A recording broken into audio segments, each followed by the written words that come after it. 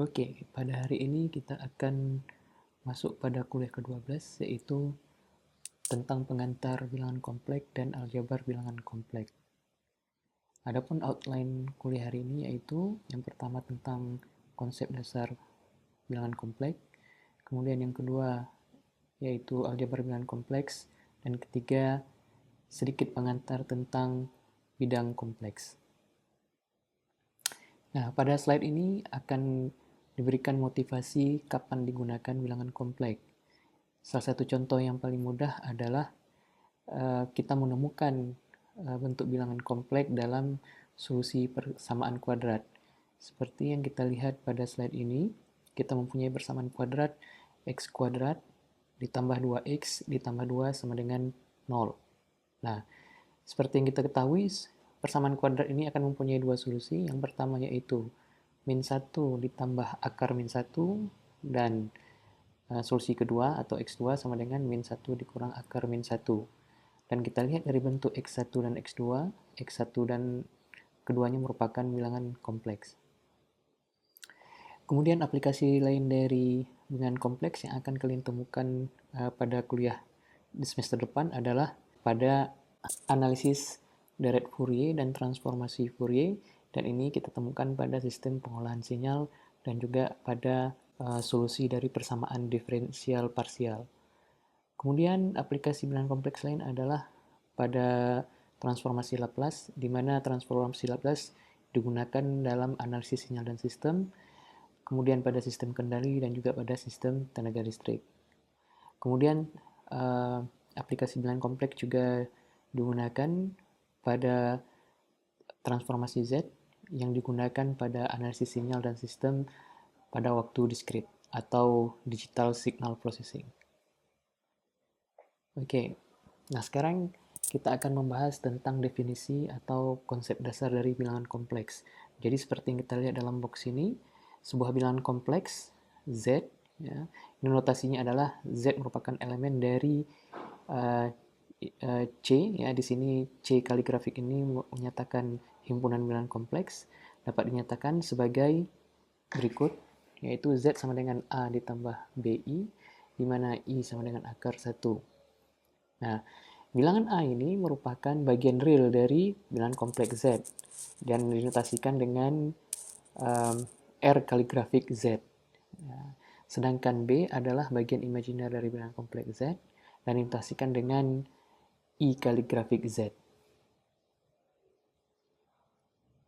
Nah, pada slide ini akan diberikan beberapa contoh bilangan kompleks dan kita akan menentukan bagian real dan imajiner dari bilangan kompleks tersebut. Bilangan kompleks pertama adalah Z1 sama dengan min 1, kemudian bilangan kompleks kedua adalah Z2 sama dengan akar min 2, dan bilangan kompleks ketiga adalah Z3 sama dengan 1 dikurang I. Nah, solusinya adalah untuk yang pertama, Z1 merupakan bilangan kompleks, jadi jawabannya adalah ya. Kemudian bagian real dari bilangan kompleks Z1 adalah min 1, sedangkan bagian imajinernya adalah sama dengan 0. Karena bilangan kompleks Z1 sama dengan min 1 ini dapat kita nyatakan ke dalam Z1 sama dengan min 1 ditambah I0. Oke, jadi bagian realnya adalah min 1, sedangkan bagian imajinernya adalah sama dengan 0. Kemudian bagian bilangan kompleks yang kedua adalah Z akar min 2, juga merupakan bilangan kompleks. Nah, Z2 sama dengan akar min 2 dapat kita nyatakan sebagai akar dari min 1 dikali 2. Kemudian dengan sifat dari perkalian akar kuadrat dari perkalian dua bilangan, kita dapatkan akar min 1 dikalikan dengan akar 2. Sedangkan akar min 1 sendiri definisinya adalah I, jadi Z2 dapat dinyatakan dengan I dikalikan dengan akar 2. Jadi di sini kita dapatkan bagian real dari Z2 sama dengan 0, sedangkan bagian imajinernya adalah akar 2. Kemudian contoh ketiga, Z3 sama dengan 1 dikurang I. Jadi dari sini kita bisa langsung mendapatkan bagian real dari Z3 adalah 1, sedangkan bagian imajinernya adalah min 1. Selanjutnya kita bahas tentang konjugat bilangan kompleks. Nah, definisi dari konjugat bilangan kompleks adalah bila diberikan bilangan kompleks Z sama dengan A tambah BI, maka konjugat kompleks dari Z dan yang dinotasikan dengan Z dengan tanda bintang, ya, Z pangkat tanda bintang adalah konjugat bilangan kompleks Z sama dengan A dikurang BI.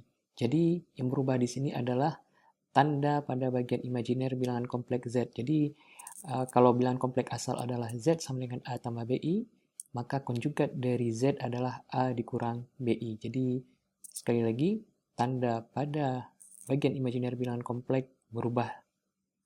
Jadi dapat kita lihat dari bentuk bilangan kompleks Z dan bentuk dari konjugat Z bahwa bagian real dari konjugat kompleks Z sama dengan bagian real dari Z, yaitu sama dengan A.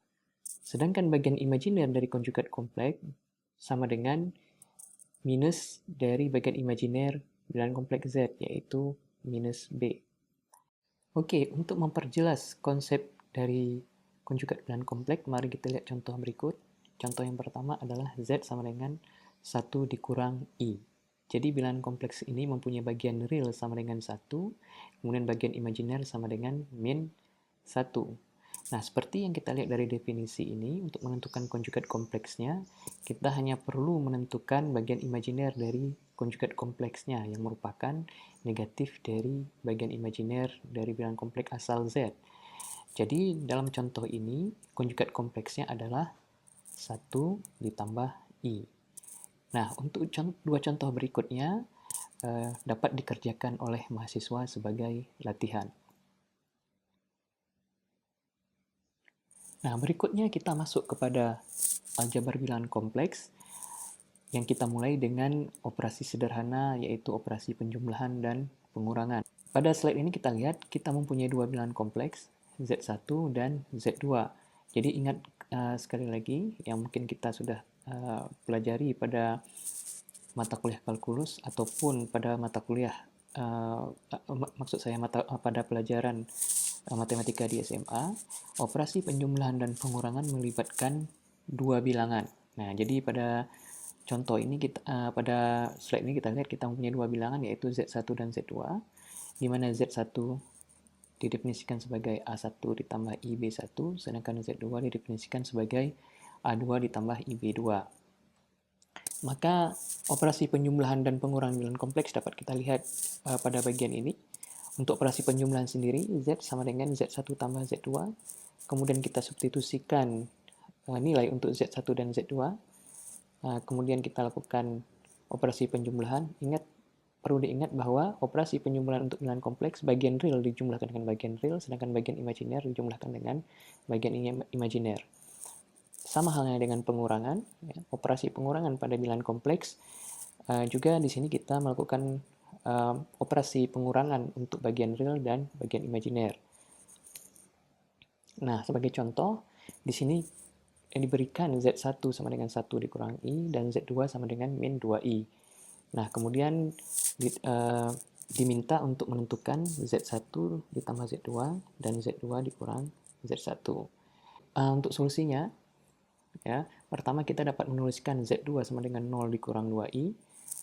Jadi untuk Z1 tambah Z2 kita menjumlahkan bagian real dari Z1 dan Z2 dan juga bagian imajiner dari Z1 dan Z2. Jadi di sini kita lihat bagian real dari Z1 adalah 1, kemudian untuk bagian real dari Z2 adalah 0, sehingga kita jumlahkan dapatkan 1. Untuk bagian imajiner, kita jumlahkan bagian imajiner dari Z1, yaitu min 1. Kemudian bagian imajiner dari Z2, yaitu min 2, sehingga kita peroleh min 3I. Hal yang sama juga berlaku pada operasi pengurangan bilangan kompleks Z2 dikurang Z1. Nah, operasi berikutnya adalah perkalian dan pembagian bilangan kompleks. Dan operasi perkalian dan pembagian bilangan kompleks ini lebih rumit dibandingkan dengan operasi penjumlahan dan pengurangan. Nah, jadi di sini diberikan Z1 sama dengan A1 ditambah IB1, Z2 sama dengan A2 ditambah IB2, sama dengan contoh sebelumnya atau slide sebelumnya. Maka operasi perkalian ya didefinisikan sebagai berikut: Z sama dengan Z1 dikali Z2, ya, kemudian kita substitusikan nilai Z1, kemudian kita substitusikan nilai Z2, kemudian dengan operasi perkalian distributif kita dapatkan A1 dikalikan A2, kemudian IB1 dikalikan dengan IB2, sehingga kita peroleh I kuadrat dikalikan B1 dikali B2, dan kita gunakan sifat dari bilangan kompleks bahwa I kuadrat sama dengan min 1, sehingga kita peroleh min B1 dikali B2. Kemudian kita kalikan A1 dengan IB2, dan selanjutnya adalah IB1 dikalikan dengan A2, sehingga kita peroleh bagian imajiner ini. Kemudian kita lanjutkan kepada operasi pembagian. Nah, di sini didefinisikan bilangan kompleks Z adalah pembagian antara Z1 dibagi dengan Z2. Kemudian kita substitusikan nilai untuk Z1 dan Z2, sehingga kita peroleh bentuk seperti ini. Untuk mendapatkan hasil akhir, kita memerlukan sebuah trik khusus, di mana pembilang dan penyebut, dalam hal ini pembilangnya adalah Z1 dan penyebut adalah Z2, kedua bagian ini kita kalikan dengan konjugat kompleks dari Z2 atau yang merupakan penyebut. Nah, seperti yang sudah kita pelajari sebelumnya, konjugat dari Z2 adalah A2 dikurang IB2. Kemudian dengan mengalihkan kedua bilangan kompleks di bagian pembilang dan penyebut, kita peroleh bentuk seperti ini. Nah, sebuah catatan khusus bahwa bagian penyebut hasil dari pembagian merupakan bilangan real, yaitu A2 kuadrat ditambah dengan B2 kuadrat. Nah, hal ini bisa kita lihat dari perkalian dua buah bilangan kompleks pada bagian penyebut, yaitu A2 dikali A2, A2 kuadrat, kemudian IB2 dikali min IB2, kita peroleh min I kuadrat B2 kuadrat. Karena I2 kuadrat sama dengan min 1, maka kita peroleh B2 kuadrat. Selanjutnya, A2 dikurang dengan min IB2, kita peroleh min I A2B2, kemudian dijumlahkan dengan IB2 dikali A2, sehingga hasilnya sama dengan 0. Berikut ini adalah contoh dari operasi perkalian dan pembagian. Nah, pada contoh ini kita mempunyai bilangan kompleks Z1, 1 dikurang I, dan Z2 sama dengan min 2I. Perkalian bilangan kompleks Z1 dan Z2 adalah 1 dikurang I dikalikan dengan min 2I. Nah, di sini kita lakukan perkalian 1 dikali dengan min 2I, kita peroleh min 2I, kemudian min I dikali min 2I, kita peroleh 2I kuadrat. Oke, seperti yang kita lihat di sini. Nah, 2I kuadrat sendiri adalah min 2, karena I kuadrat sama dengan min 1, sehingga kita peroleh min 2I dikurang 2. Sedangkan untuk perhitungan Z2 dibagi dengan Z1, ya, kita peroleh bentuk seperti ini, yaitu min 2I dibagi 1 dikurang I. Ya, ingat kembali, min 2I adalah bilangan kompleks untuk Z2.